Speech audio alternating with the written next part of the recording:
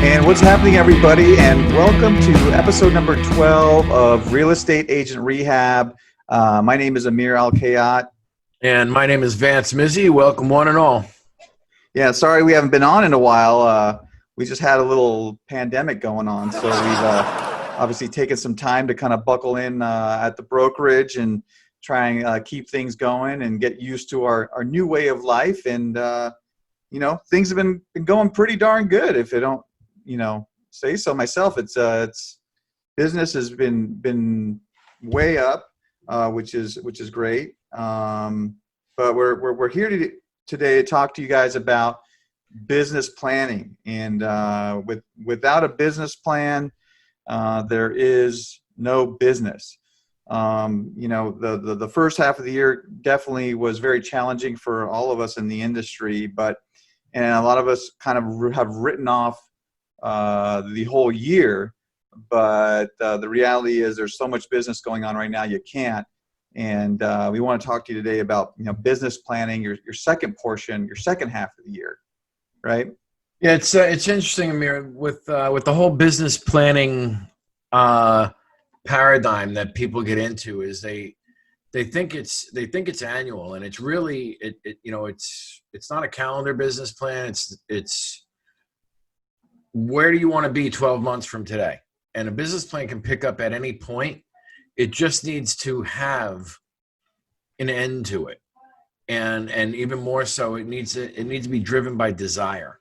And what you and I always talk about are goals. We've discussed it quite a bit here on the podcast, and personally, we're always discussing our personal goals. So when we wrote the business plan, one of the things that I first thought, every business plan should be kind of built on is what drives us. And the first thing that drives us is our goals, our 1, 3, and 5 year goals. So I'm going to share a screen on here, and we're going to kind of go back and forth and just discuss different things about setting a goal and whether or not it's a wish or a plan, or is it an actual set in stone thing that's going to take place. I know you and I have both put some things out there that we said we wanted to accomplish this year and have, and there's some other things that are still on the list to accomplish. But just want to make sure you can see that, correct? Mm-hmm. All right.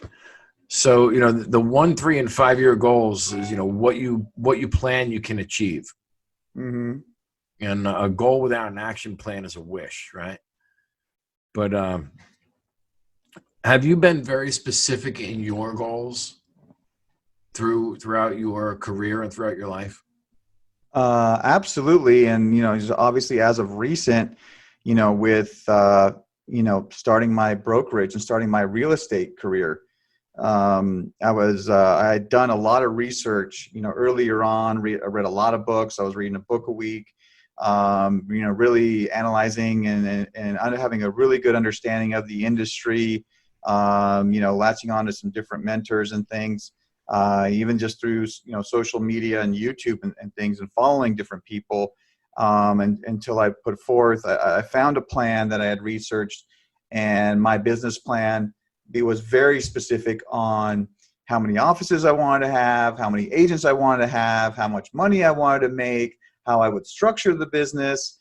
And it kind of changes over the years, in a sense, is that, as you grow, things must, kind of realign in a sense for you with the way, you might implement things, and you have to work through others. And, my example of growing a brokerage and following a business plan can be used, obviously, for anybody or a real estate agent, because as you scale your business and grow, you build a team, and you have other people on the team, and it might be a really big team. I've seen teams up to 10 to 20 agents, or it could be a team of just 2 or 3 people, just depending on how big your goals are, but anything's achievable if you're very specific about it, you have good intentions with it, and then obviously you do the work, and that's where a lot of people, most people will do about, 1 or 2 of the items, but won't do all 3.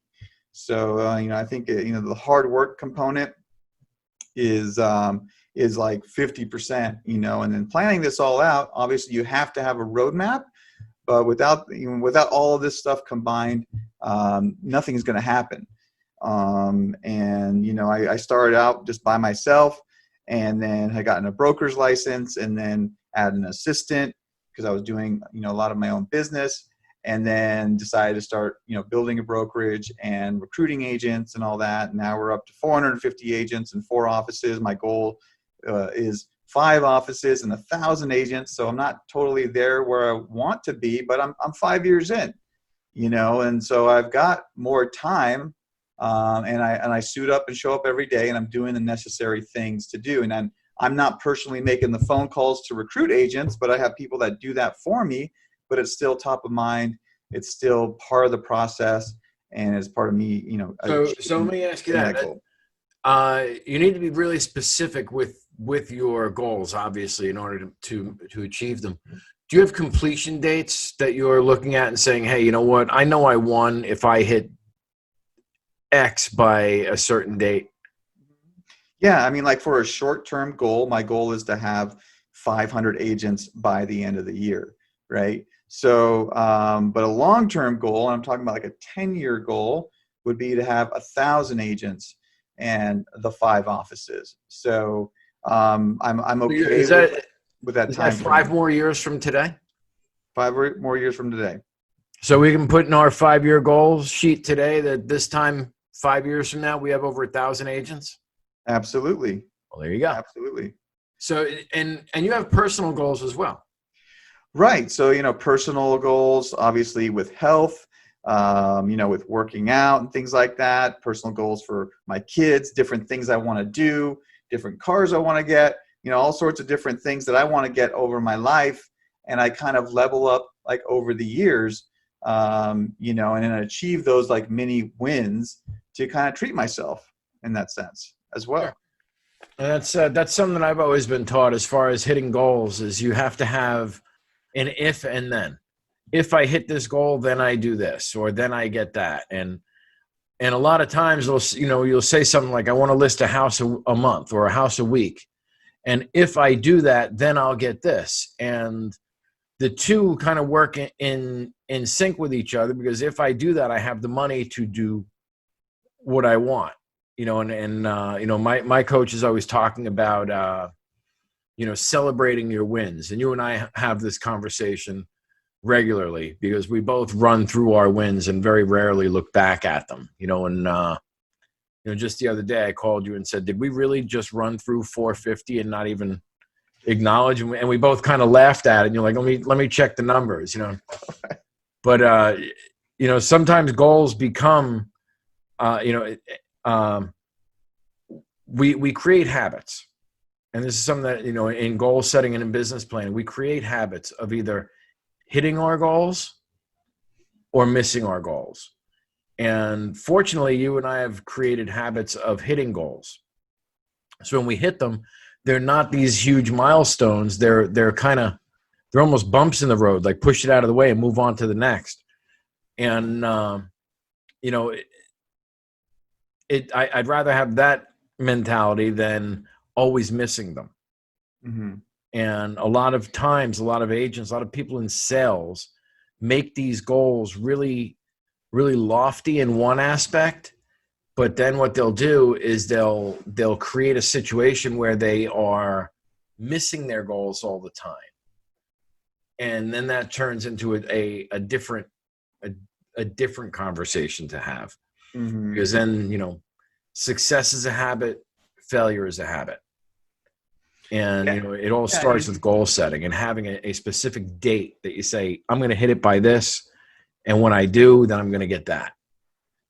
And, you know, it brings us to our next portion of it, which, you know, setting your goals. So they should be specific. They should be personal and business oriented, and they should have end dates. You know, you see a lot of things flashing on my screen behind me. Some of it are cars and things like that I personally want. And I have end dates that I say, I'm going to get this by this date. You know, and some are simply waiting games, and some are actually, you know, you got to save, or you got to create, or you got to build for these things. But the next step is actually having a business plan, right? Mm-hmm. You know, and one of the things that I've in coaching, I've seen business plans as big as 10, 15, 20 page, you know, huge business plans. And what I did is I sat down and I said, what's the bare minimum? 1 page, right? Anybody can fill out a business plan in 1 page. And what we created was the 1 page business plan, which is, you know, what everybody wants to know. How much do I want to make? And how hard do I have to work? Right? And based on that, if you can answer those 2 questions in a single page business plan, you're doing great. And you know, your business plan, the way we set it up is a gross commission, sales volume, average transaction price, number of transactions needed, annual contacts, appointments needed, weekly contacts, and then the important one, the monthly appointments. How many appointments do I need to set a month in order to hit my goals? And what I did is I used an basic average transaction price for our area and a basic gross commission of what I hear most agents say. I want to make $100,000. Okay, and $100,000 is about $4 million in sales volume, give or take. Okay. Average transaction price in our area is around $800,000. Some of us list much higher than that, some are much lower, but average you can count on about 800 grand. Would you agree with that, Amir? Absolutely. For this area in LA County, you know, kind of by the beach, so Yeah. that's a really good number. So the gross commission, just so you see the math, gross commission is you multiply your gross commission by 40. And why 40? Because our average commission price is 2.5%, and 2.5 times 40 is 100%, comes out to $4 million. Next step is your average transaction price. And you can do this with anything. We're going to give you a link at the end of this presentation that actually gives you an opportunity to buy the book that this is discussed in and lays out an entire plan for you. But the average transaction price is $800,000. Divide sales volume by average transaction price, which is $4 million divided by 800,000. 5 transactions. Okay. Not unreasonable, right? 5 transactions in a year, 1 every 2 months. Multiply transactions by appointments needed. And this is where a lot of people come in, you know, what's an appointment? What's this? You know, my number one, I have a number 1 and number 2 question I get all the time. What's a contact and what's an appointment? Well, an appointment is anybody who is considering buying or selling a property, or really in this case, selling a property, and you are asking them to do business with you. So if you need 5 transactions, multiply that by 5. And what that gives you is a 20% close ratio. So if you had 25 appointments, could you actually close 5 people and get those deals? And the question is, the answer is almost anybody could. Okay, these numbers are padded on the high side to make sure that what you're looking at is reality. So multiply your appointments needed by 100. Okay, and what I did here is I said, okay, if I need 25 appointments, if I got 1% of the people I spoke to said, yes, I'll sit down and talk to you, I would need to talk to 2,500 people in a year in order to get 25 appointments. And of those 25 appointments, I only have to get 20% to say, yes, I'll list my home with you in order to get 5. The next step was I looked at the average weeks worked in a year by a realtor. right? Now there's 52 weeks in the year, right? But we all know nobody works 52 weeks, especially when you run your own business and run your own schedule. So what I did is I gave you 7 weeks off. Amir, could you imagine taking 7 weeks off? You and I are taking Friday afternoon, Saturday, and Sunday off, and we were both like, "Can we go away that long?" Okay, but this is 7 weeks off. You need to divide 2,500 by 45. That comes to 56 contacts a week. That's not bad. I mean, anybody can call 10 or 12 people a day. Divide weekly contacts by 25, which again, weekly contacts, that's a 25% ratio. You're looking at 2 monthly appointments every month. 2 appointments a month, listing appointments to make $100,000 a year. Now, the funny thing about this business plan is that's on the listing side. That's not discussing anything about working with buyers. And you and I both know as a listing agent, you get buyers. But as a buyer's agent, unless you're looking for listings, and we talk about this in other prospecting courses, you're not going to get listings if you're not working with buyers properly.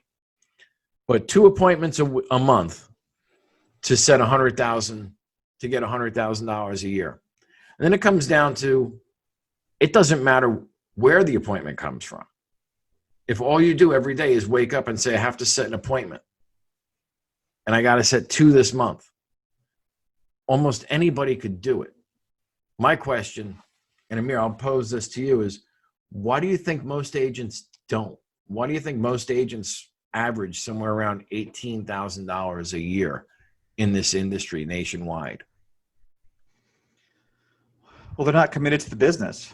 They're not committed to their business. This is kind of, it's a hobby. It's not necessarily, they're not treating it like a real business.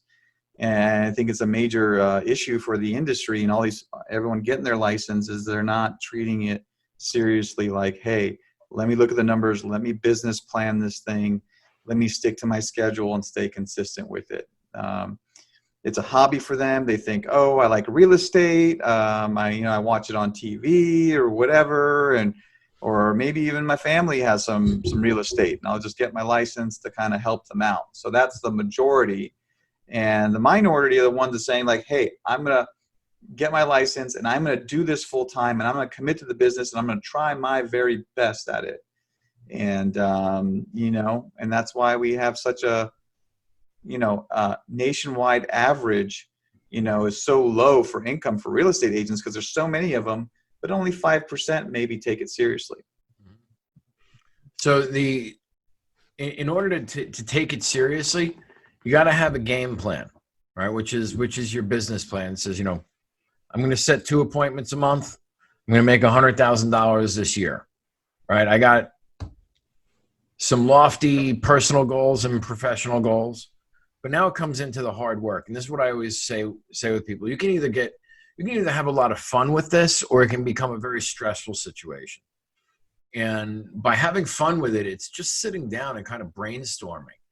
And the next slide that we created was the marketing campaign.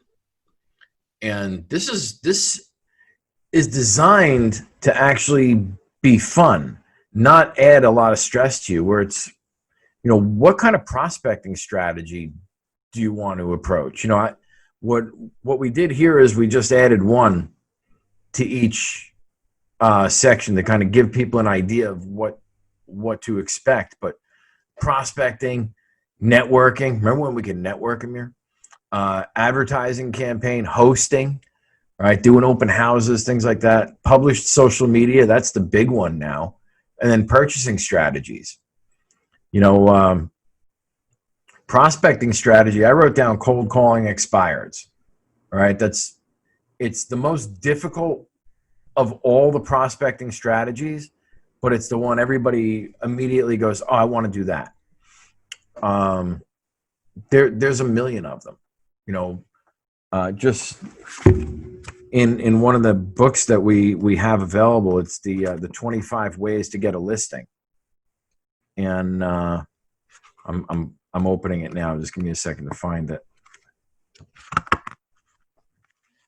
But prospecting can be talking to friends and family, past clients, expired listings, just sold, just listed farms, geographic farms, for sale by owners, probate attorneys, divorce attorneys, local networking groups, open houses, working with buyers, contracting local builders.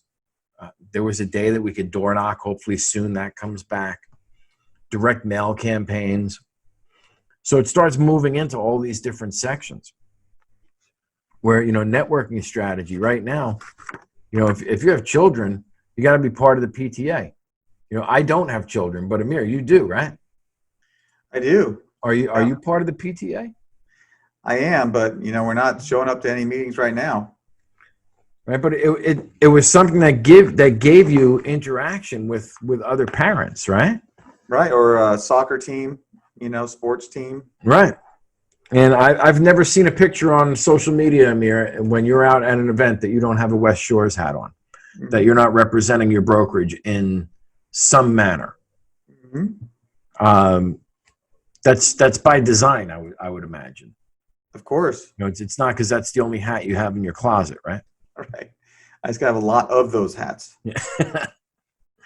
But then, talking about advertising campaigns, right now, it's emailing, geographic farms and reaching out to geo farms.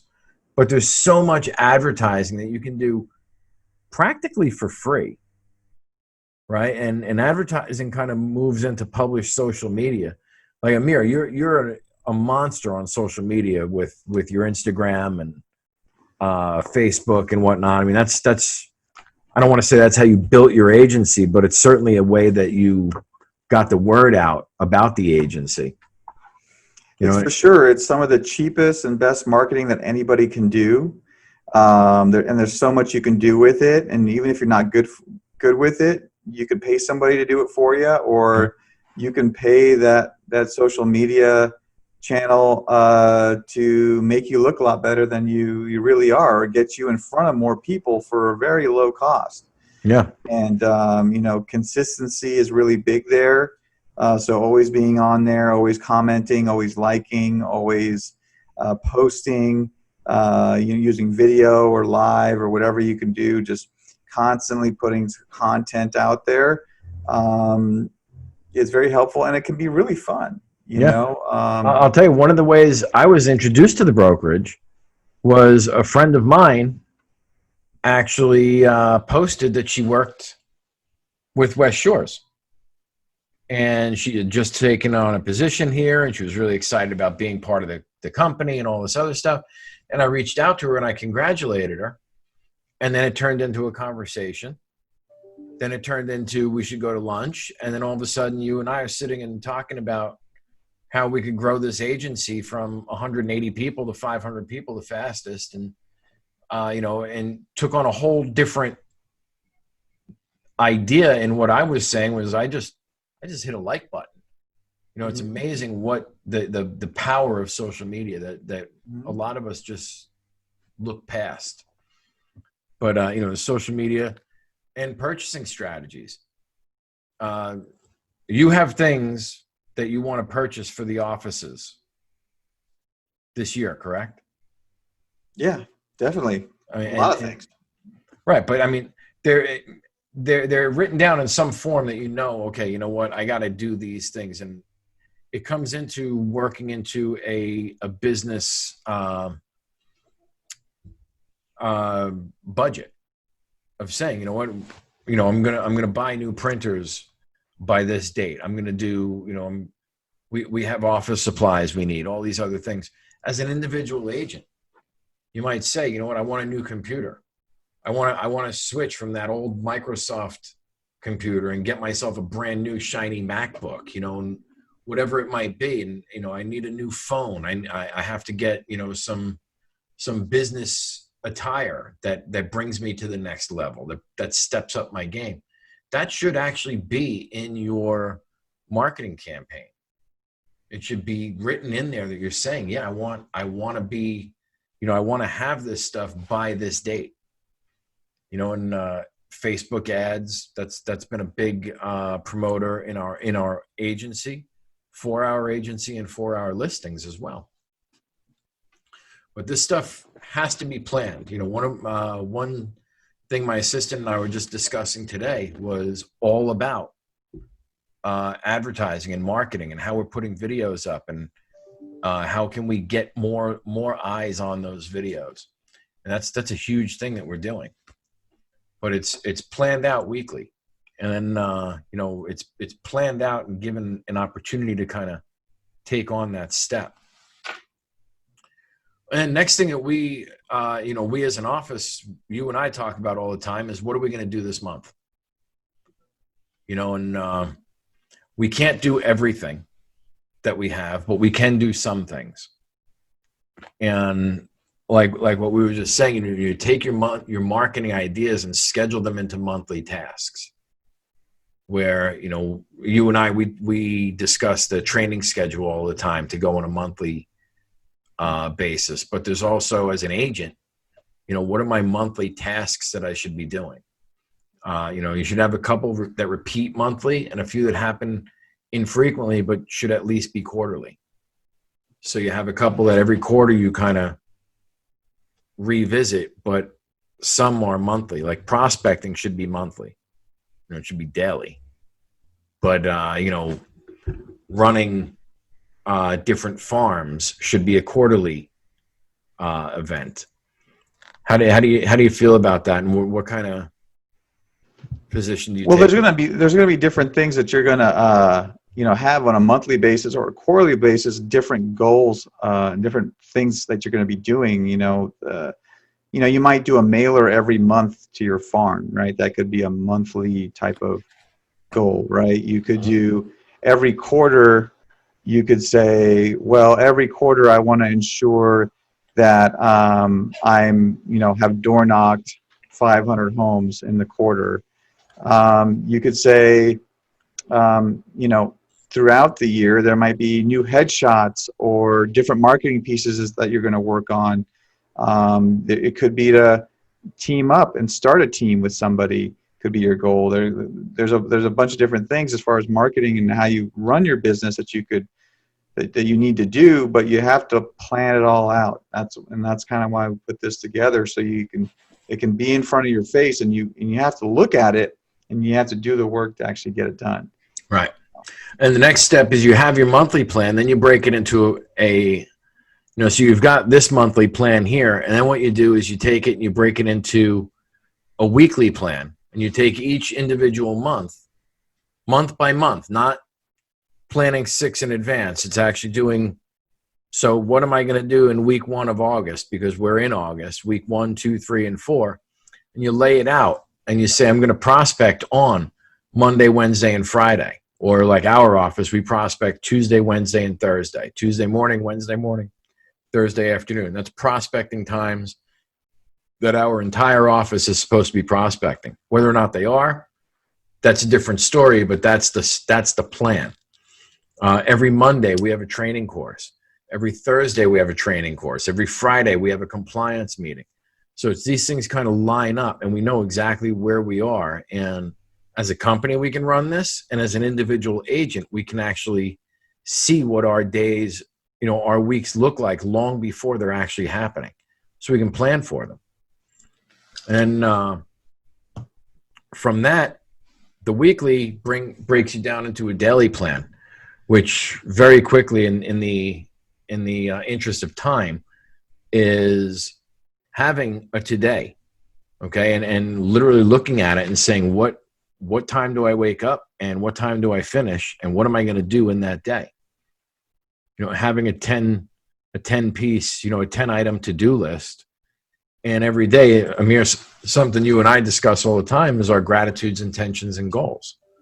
Writing those down every morning is a phenomenal morning routine that I think you and I both look forward to doing that in the morning. Absolutely. And I mean, the daily planner, I mean, I live by the daily planner and having daily goals and things I want to accomplish, people I want to see, things I need to do, starting out the day with gratitude. I mean, starting the day for me is, getting on my bike and riding, and getting that exercise in. And, I have my personal and professional goals, but if it's not all laid out for you, you just kind of all over the place, and at least that's how I feel. Absolutely. I mean, Helps me I've used quite a few daily planners in my day, and from the Franklin Covey, the Franklin Mint kind of daily planners to the day planners, and I got my iPhone, I got all these other things. And when we sat down to write this daily planner, we sat down, we wrote it in the idea of what does an agent need. And Right. we really made it very real estate centric. And we really made it, if an agent did these things every day, they could not help but be successful. Right. Yeah. The reality of it is, are they going to do this every day? Probably not. But if they do it more days than not, they have a better chance of being successful. Now, I personally don't see why they don't do it every day, but every agent, every person has their own personality and what will drive them. That's what always brings me back to, your 1, 3, and 5 year goals. That's what drives me. But again, in the interest of time, we said we try to keep these to 30 minutes. My timer just clicked out at 30. And I want to share one more piece with you, which is an opportunity for anybody who's watching this presentation to actually go and purchase the books that you and I have been talking about. All right. These, folks, these are not money makers for Mir and I. It costs us almost as much as it does to print them as what we're selling them for. But we both feel that strongly about the industry and raising the industry standard to a professional level that we decided to put these things out and really start promoting them. And one is the Elite Agent Planner, which is exactly what we went through. Those are pages directly out of the planning book that we just showed you. And the other one is a Scripts and Dialogues book, which is actually proven scripts over time that we've both used and have created through all the different coaching that we've worked with. Amir, what is the website that people can go to purchase these books? You can just jump on westshoresrealty.com /shop. Well, that's easy enough.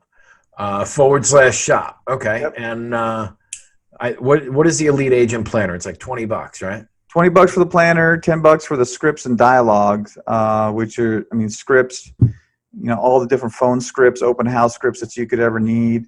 And the planners, what you can live out of if you are a real estate agent. It doesn't matter if you're working for me, you could work for anyone, and follow suit with a daily action plan, monthly goals, 5-year goals, 10-year goals, but it's really, really an incredible book, and I would highly recommend it for anybody.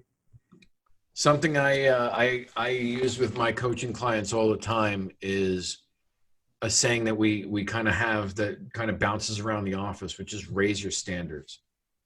And I think as realtors, we could all serve ourselves better by raising our standards. And these 2 books have been written exactly for that reason. It's to give people an opportunity to kind of look and say, what do I want? And how do I plan for it? And, again, we're not trying to make $1 million off this, but wouldn't it be cool?